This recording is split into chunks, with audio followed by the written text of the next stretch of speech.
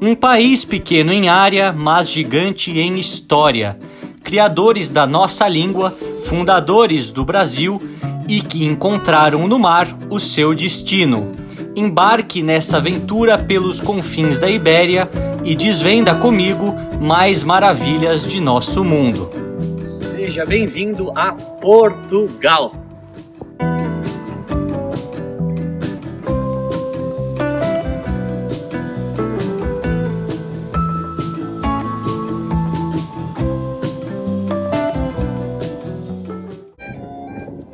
Ó mar salgado, quanto do teu sal são lágrimas de Portugal. Por te cruzarmos, quantas mães choraram, quantos filhos em vão rezaram, quantas noivas ficaram por casar, para que fosses nosso, ó mar. Sejam todos muito bem-vindos a Belém, aqui às margens do Rio Tejo, exatamente nessa localidade onde muitos portugueses há mais de 500 anos se lançaram ao mar, ao Oceano Atlântico, para conquistar o mundo.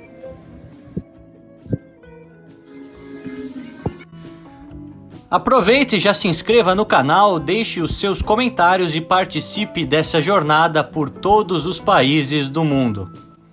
E a freguesia de Belém pertence ao município de Lisboa. Isso mesmo, estamos em Lisboa, a capital de Portugal, uma cidade bastante grande com cerca de 500 mil habitantes e também onde se deu grande parte do desenvolvimento intelectual, do desenvolvimento científico da primeira era moderna, logo depois da Idade Média, principalmente pelo ímpeto dos portugueses de se lançarem ao mar à procura de diversas coisas, entre elas recursos naturais, ouro, e também povoar grande parte dessas localidades, se tornando um dos maiores impérios que o mundo já viu. Passeios como esses são baratos, super culturais e num dia de sol como hoje, algo ideal para o final da tarde.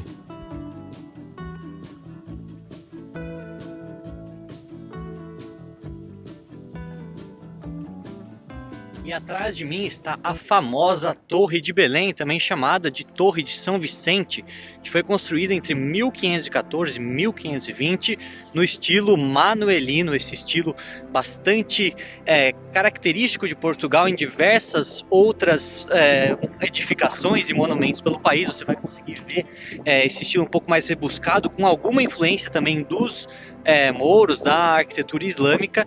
E o que eu acho também interessante mencionar é que essa era uma torre de homenagem, uma torre de proteção para a cidade de Lisboa, e de onde se tinha uma visão privilegiada de todos os barcos que vinham do oceano para adentrar a cidade. Afinal, aqui ainda é o Rio Tejo, mas um pouco mais para frente já há a junção do Tejo com o mar, e obviamente a chegada de grandes embarcações do oceano para o país se dava exatamente por esse ponto principal.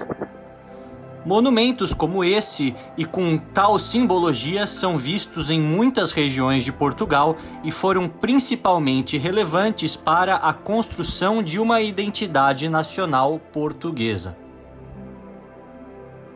A Torre de Belém deixa bastante claro esse nacionalismo bem explícito da época, da era dos descobrimentos, até um pouco antes, não só por ter o brasão de armas de Portugal, que até hoje está na bandeira do país, mas também por ter a cruz da Ordem de Cristo, que foi como foram rebatizados os templários. Depois de um certo período da história, os templários, que eram cavaleiros quase míticos e que ajudaram muito Portugal a recuperar os seus territórios perante os mouros durante as épocas da Reconquista. A torre, que tem mais de 5 andares e é muito bonita por dentro, eu já estive lá em outras ocasiões, ela mostra exatamente essa transição do período da Idade Média para a Idade Moderna.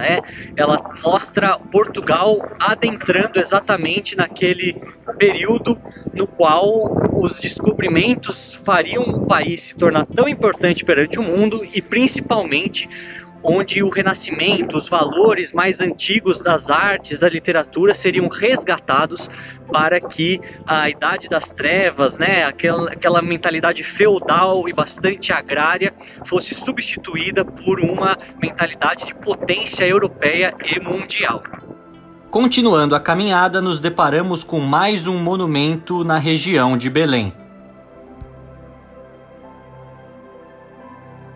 Aqui ao lado também temos o Museu ao Combatente, né, que é um museu em homenagem aos militares, milhares deles mortos durante principalmente as guerras coloniais na África que aconteceram no século XX, né, entre 1964 e 1974, aproximadamente aí 10 anos, nas colônias de Moçambique, Angola e Guiné-Bissau, e que foram formalmente finalizadas com a Revolução dos Cravos em 1974, que isso eu conto mais pra frente para vocês. O bairro de Belém é um dos mais icônicos da capital portuguesa e pelo menos por um dia é parada obrigatória a todos os viajantes de primeira viagem a Portugal. E aqui atrás de mim está ele, o Rio Tejo, este que é o maior rio da Península Ibérica, com 1.007 quilômetros de extensão, né, que começa nos Montes Universales, na Espanha, né, no centro-oeste espanhol, e deságua aqui nas proximidades de Lisboa, no Oceano Atlântico. Esse rio que foi romantizado por tantos poetas e escritores portugueses e que corta diversas regiões do país e principalmente a cidade de Lisboa, que fica ainda mais bonita aqui com o Tejo dividindo um lado Lisboa e do outro Almada, mas mesmo assim muito bonito. E ali atrás de mim está a ponte 25 de abril, também chamada de Golden Gate de Lisboa. Essa ponte que foi construída em 1966, na época do Estado Novo, e que ficou sendo chamada por muitos anos de Ponte Salazar, até que depois, quando acontece a Revolução dos Cravos, em 1974, ela é rebatizada para 25 de abril, em homenagem a 25 de abril de 1974, que foi exatamente uma revolução que aconteceu aqui em Portugal para acabar com a ditadura do Estado Novo e colocar de volta a democracia. Essa que teve amplo apoio popular, mas se deu com os militares, muitos deles que tinham acabado de retornar da África das guerras coloniais, estavam muito insatisfeitos com as condições sociais e também com a questão da própria ditadura, que foi devastadora para grande parte do país e deixou Portugal atrasado por muitos e muitos anos. Por conta da enorme importância das navegações portuguesas e sendo essa parte da história uma das mais interessantes, gravei um vídeo especial diretamente do Monumento dos Descobrimentos de Belém, falando em detalhes sobre essa empreitada. Logo estará aqui no canal, não perca! Esse objeto que aparece aqui atrás de mim, ele relembra uma esfera armilar. Essa aqui também está contida na bandeira de Portugal. Se você não viu o vídeo que eu fiz explicando a bandeira, assista também na playlist do Fun with Flags. Mas que era basicamente um instrumento muito importante na época dos descobrimentos para ajudar na navegação, ajudar na orientação que os navegantes utilizavam para saber que direção deveriam seguir.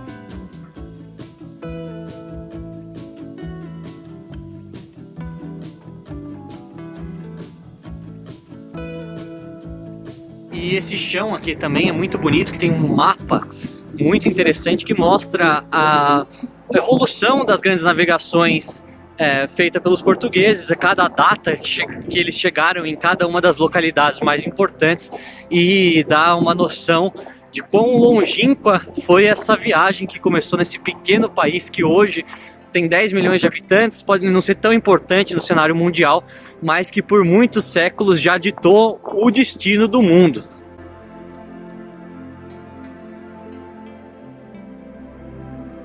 E a região de Belém, além de ser muito bonita e histórica, ela é muito fácil de se fazer a pé. Apesar das distâncias entre um lado e o outro serem um pouco grandes, é um passeio que vale a pena você começar desde a Torre de Belém, passar pelo Monumento dos Descobrimentos. Aqui atrás tem o Centro Cultural de Belém, onde há peças de teatro, onde a população tem uma vida social bastante ativa, caso não tivesse o vírus. E aqui na frente temos o Mosteiro dos Jerônimos, esse também é muito importante, que eu vou contar para vocês um pouquinho da história agora. As calçadas com padrões diferentes feitos em pedra dão sempre um charme diferente para as ruas de muitas cidades do país. A história de Portugal é bastante complexa e está longe de terminar em 1640 com o final da União Ibérica, mas a continuação dessa história, especificamente, eu vou contar para vocês num próximo episódio, que também gravarei da cidade de Lisboa, falando principalmente sobre a retomada da dinastia da família real de Bragança, que seria aquela que viria ao Brasil alguns anos mais tarde.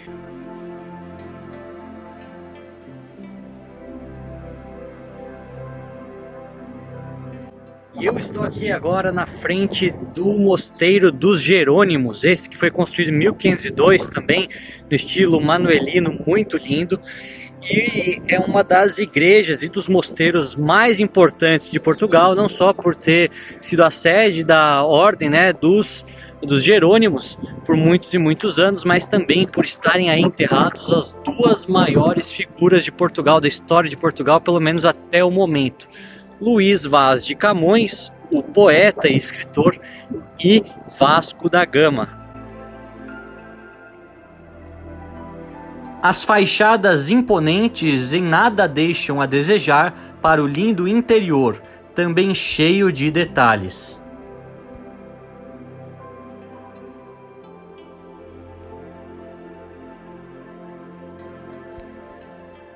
A igreja principal tem entrada gratuita e carrega grande importância para o catolicismo português. O mosteiro em si, ao lado, tem entrada paga e mostra mais detalhes sobre a Ordem de São Jerônimo, ordem religiosa que se implantou apenas na Espanha e em Portugal.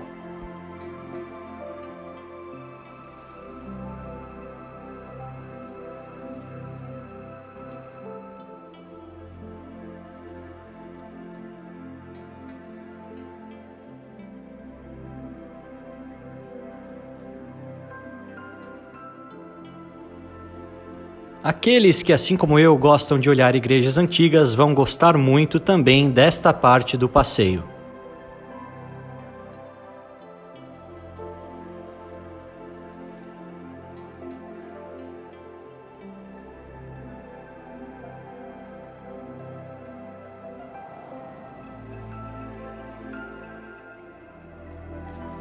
Como já lhes disse anteriormente, 2 heróis portugueses estão enterrados aqui e agora vou contar um pouco mais sobre a história de cada um deles.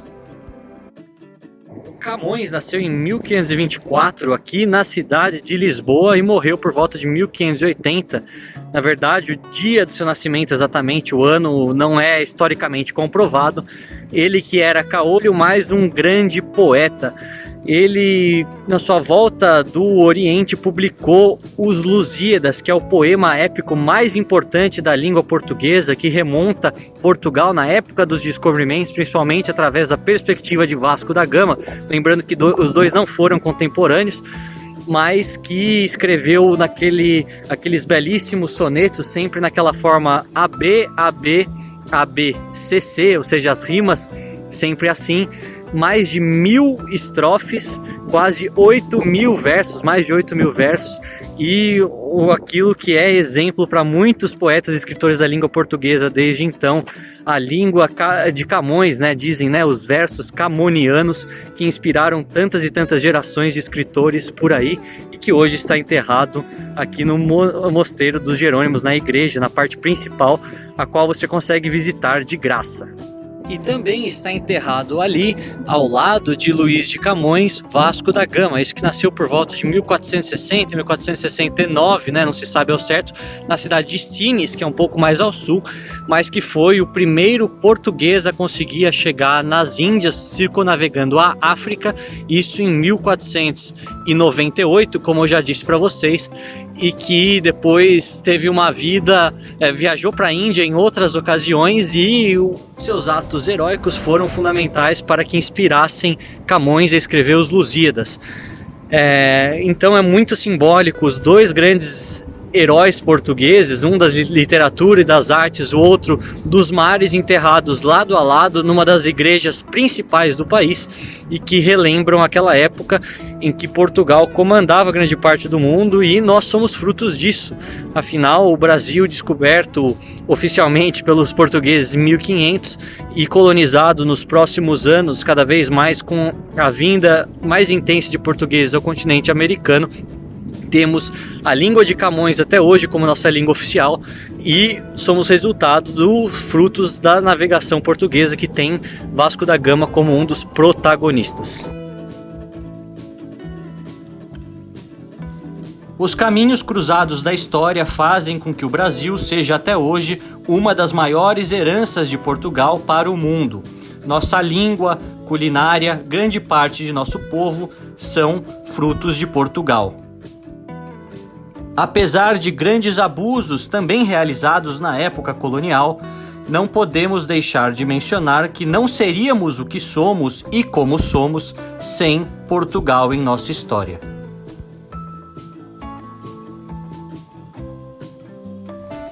Mais uma parada obrigatória em Belém é na famosa pastelaria Pastéis de Belém. Com quase 200 anos de história e azulejos tipicamente lusitanos, aqui se pode comer várias iguarias nacionais, salgadas e doces, como os famosos pastéis de nata à base de ovos e leite. Pastéis de nata é o nome que levam esses doces em Portugal, e aqui nessa localidade específica são chamados pastéis de Belém, o original. Nome que também leva no Brasil. Quentinhos e crocantes e até com um pouco de canela, são deliciosos, realmente imperdível. De maneira geral, um dia muito barato, cheio de cultura e delícias, com a verdadeira essência de Portugal. Mais vídeos como esse, além, é claro, de muitos outros pelo interior do país mostrando tesouros escondidos, você só acompanha aqui. Não perca!